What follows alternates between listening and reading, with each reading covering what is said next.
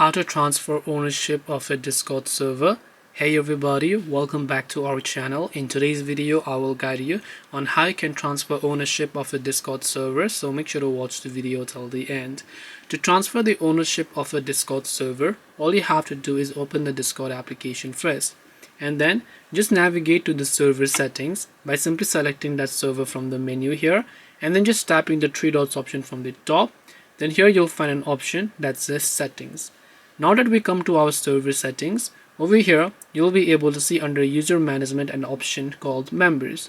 So once you go to a certain member, if there's a certain member, now in my case I'm selecting a bot because I don't have anyone on my server, so I'm just selecting that, and here you'll find edit roles. You can simply give them an, let's say, server access. So when you give them server access, you'll find them transfer ownership. You'll be able to transfer the ownership of a server to that particular person over here. This way you'll be able to transfer ownership of Discord server. Hope this video was very helpful. If you have got any questions, feel free to leave them down. Thank you for watching and see you in the next video.